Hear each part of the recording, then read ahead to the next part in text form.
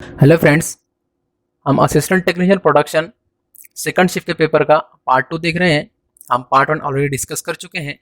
ये पार्ट 2 है जिसमें हम टेक्निकल के 40 क्वेश्चंस डिस्कस करने वाले हैं। आप यहाँ पर सब्जेक्ट वाइज मार्क्स का डिस्ट्रीब्यूशन देख सकते हैं। तो चलिए शुरू करते हैं। पहला question, is Soderbergh the most conservative fatigue failure criterion? Correct answer is true. Basically जो कंपोनेंट फटीग फेल्योर या फिर साइक्लिक लोडिंग या कंप्लीटली रिवर्स स्ट्रेस में होते हैं, उनके लिए 3 क्राइटेरियन यूज़ किए जाते हैं, जिसमें सोडरबर्ग, गुडमन और गर्बर क्राइटेरियन यूज़ किए जाते हैं। नेक्स्ट क्वेश्चन है, for ductile material the ability to absorb energy up to fracture is toughness. Next question है, which of the following is sufficient to calculate resulting change in diameter of a rod of length L and diameter D, which is subjected to a tensile load P? Friends, यहाँ पर correct answer Young's modulus होना चाहिए, लेकिन ONGC का answer के according both Young's modulus and shear modulus correct answer है। Basically change in length का formula होता है delta L is equal to P L divide by A into E. तो यहाँ पर सिर्फ यंग्स मॉडुलस ई अगर दिया रहेगा तो हम change in diameter find out कर सकते हैं। नेक्स्ट क्वेश्चन है, in straddle milling dash dash dash, correct answer is 2 sides of a work piece are machine simultaneously. Simply इस सेटअप में एक आर्बर पर 2 मिलिंग कटर्स माउंट किए होते हैं और वो साइमल्टेनियसली एक ही वर्क पीस की 2 साइड को मिलिंग करते हैं या मशीनिंग करते हैं। नेक्स्ट क्वेश्चन है, what is the relation between Young's modulus E and bulk modulus K and Poisson's ratio mu? Correct answer is E is equal to 3k into bracket 1 minus 2 mu. Next question है, in deflection in beam algebraic sum of all moments about any point is? Correct answer is 0। Next question है, the density of mercury is equal to, correct answer is 13,600 kg per metre cube. Water की density 1000 kg per metre cube और density का formula होता है mass of fluid divided by volume of fluid, जिसे हम कह सकते हैं mass per unit volume. Next question है, layer at which the strain is 0 is?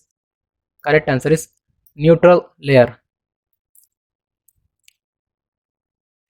Next question है, height of centroid from base of a solid hemisphere of radius r is? correct answer is 3r divided by 8। Centroid जो कि किसी भी geometry का geometric centre होता है, किसी भी बॉडी का ज्योमेट्रिक सेंटर होता है। नेक्स्ट क्वेश्चन है, a joint for which the contact between the two kinematic elements is along a surface or area is known as? इसका करेक्ट आंसर लोअर पेयर होना चाहिए, क्योंकि लोअर पेयर में 2 elements के बीच surface contact या line contact होता है, लेकिन सरफेस पेयर ये काफ़ी क्लोज आंसर है लोअर पेयर का, इसलिए यहाँ पर करेक्ट आंसर लोअर पेयर होगा। नेक्स्ट क्वेश्चन है, which process is use to reduce brittleness of a martensitic steel without any significant loss in its hardness? Correct answer है नॉर्मलाइजिंग। बेसिकली नॉर्मलाइजिंग में furnace में steel को heat किया जाता है above critical temperature, और steel को उसके बाद स्टील एयर में out of the furnace cool किया जाता है। क्वेंचिंग में फर्नेस में हीट करने के बाद किसी भी कूलिंग मीडियम लाइक वाटर या फिर ऑयल उसमें कूल किया जाता है। अनेलिंग के अंदर फर्नेस हीटिंग के बाद फर्नेस का सप्लाई ऑफ करने के बाद फर्नेस के अंदर ही कूल किया जाता है। और टेम्परिंग में जो रीहीटिंग ऑफ हार्डन स्टील, जो स्टील ऑलरेडी हीट ट्रीटमेंट किया हुआ है उसी को रीहीट किया जाता है और उसको फिर डिजायर्ड जो कूलिंग रेट है उससे कूल किया जाता है जो हमें रिक्वायर्ड है। नेक्स्ट क्वेश्चन है, the strength of the metal decreases and ductility increases of a solid metal due to increase in temperature.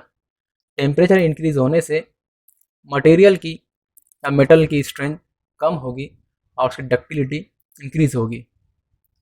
Next question है, to achieve directional solidifications to achieve directional solidification that dash are used. Correct answer is chills are used. एक casting में directional solidification achieve करने के लिए chills का इस्तेमाल किया जाता है। नेक्स्ट क्वेश्चन ये भी कास्टिंग से है। Skeleton patterns are generally used for large casting. जो बड़ी कास्टिंग होती है उसके लिए स्केलेटन पैटर्न का यूज़ किया जाता है। नेक्स्ट क्वेश्चन है इन टीप drawing to form the internal hole mandrel is used. Next question है porosity of the metal is largely eliminated during hot working. hot working above recrystallization temperature पर की जाती है।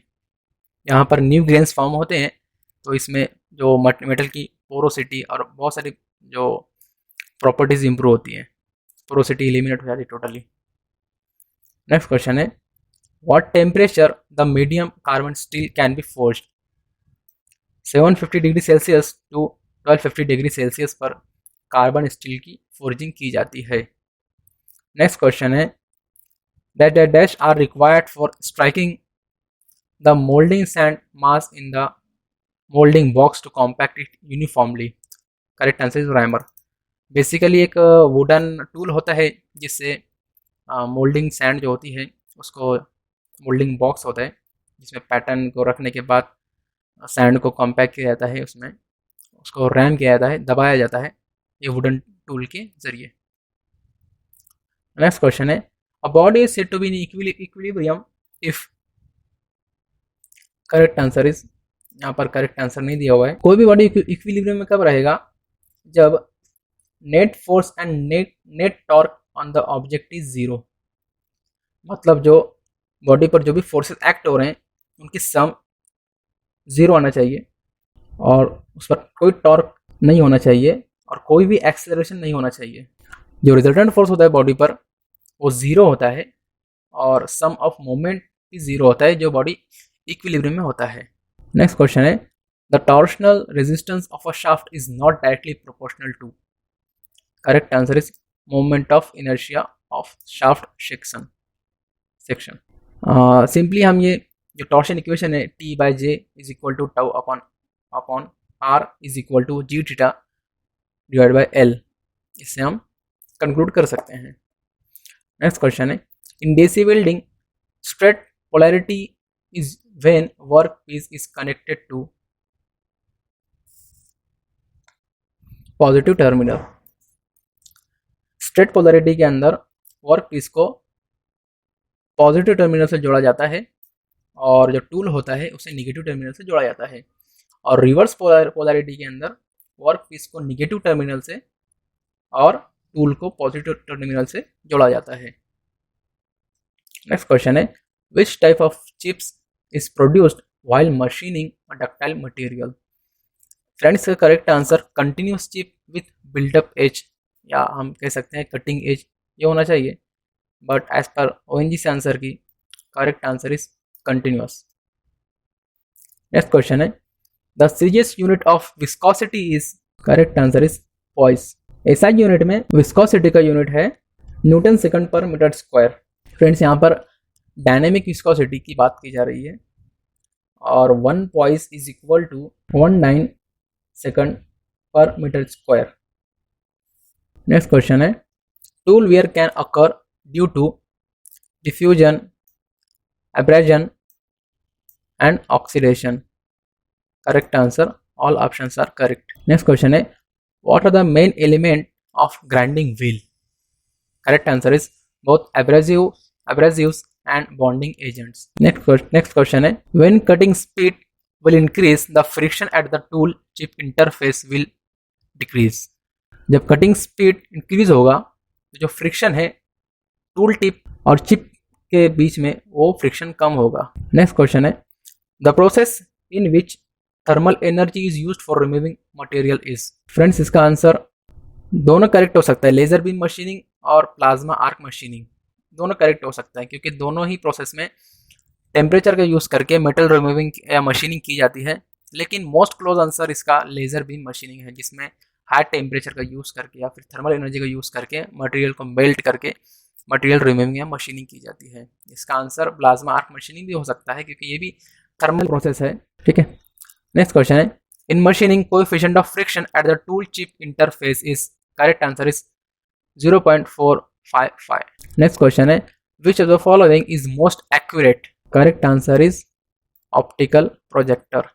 ऑप्टिकल प्रोजेक्टर, जिसे ऑप्टिकल कंपैरेटर या optical या फिर profile projector भी कहा जाता है, ये ऑप्टिक्स के प्रिंसिपल काम करता है, जिसमें पार्ट्स को इंस्पेक्ट करने के लिए इसे यूज़ किया जाता है।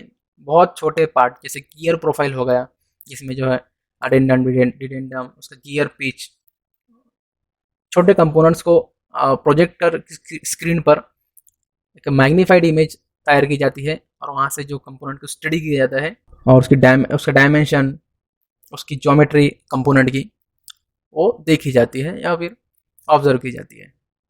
नेक्स्ट क्वेश्चन है, autocollimator is use to measure the flatness. ये भी एक ऑप्टिकल इंस्ट्रूमेंट है जो नॉन कॉन्टैक्ट मेजरमेंट है, जिसमें नॉन कॉन्टैक्ट एंगल मेजरमेंट की जाती है। नेक्स्ट क्वेश्चन है, McLeod gauge measures vacuum. McLeod gauge very low pressure vacuum pressure फिर निगेटिव प्रेशर में मेजर करने के लिए यूज किए जाते हैं। मैक्लियोड गेज 1874 में हर्बर्ट मैक्लियोड ने इन्वेंट किया था। नेक्स्ट क्वेश्चन है, the choke is closed when engine is cold.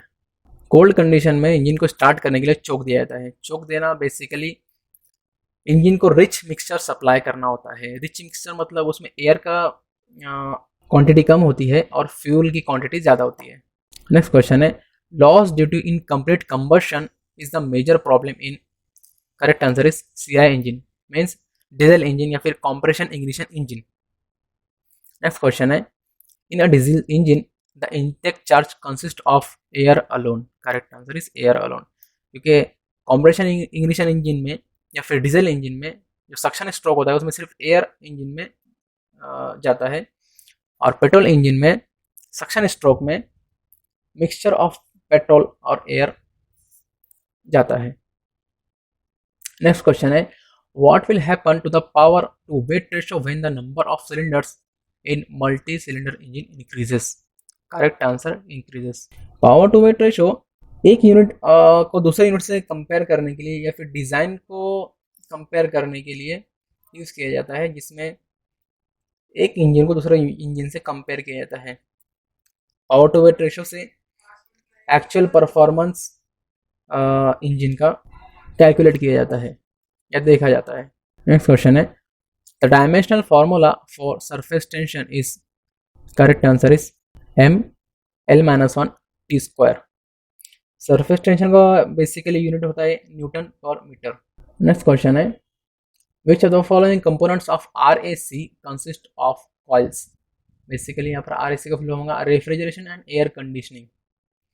यहाँ पर करेक्ट आंसर नहीं दिया हुआ है, नो ऑप्शन इज करेक्ट, क्योंकि जो रेफ्रिजरेशन एयर कंडीशनिंग में कंडेंसर और इवेपोरेटर जो होते हैं वो कॉइल से बने हुए थे, कंसिस्ट ऑफ कॉइल। यहाँ पर कोई भी पार्ट कॉइल का बना हुआ नहीं होता है। नेक्स्ट क्वेश्चन है, the effect of undercooling is to dash the value of coefficient of performance under the same set of conditions, correct answer increases. Subcooling या अंडर कूलिंग करने से कोएफिशिएंट ऑफ परफॉर्मेंस इंक्रीज होता है, क्योंकि सब cooling या undercooling करने से रेफ्रिजरेटिंग इफेक्ट बढ़ जाता है और कंप्रेसर पावर चूंकि सेम रहता है, इसी के लिए हमारा कोएफिशिएंट ऑफ परफॉर्मेंस बढ़ जाता है, इंक्रीज हो जाता है। नेक्स्ट क्वेश्चन है, during a refrigeration cycle heat is rejected by the refrigerant in a condenser. Obviously condenser में हीट रिजेक्ट की जाती है, जिसमें रेफ्रिजरेंट लिक्विड फॉर्म में कन्वर्ट हो जाता है। और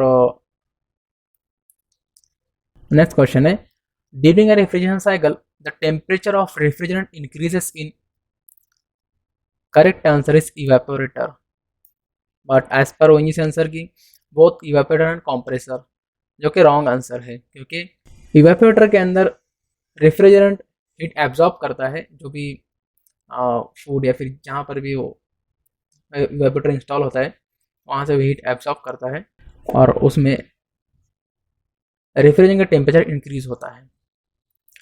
तो फ्रेंड्स ये थे टेक्निकल के 40 क्वेश्चंस। हम पार्ट 3 में भी टेक्निकल के 40 क्वेश्चंस डिस्कस करने वाले हैं।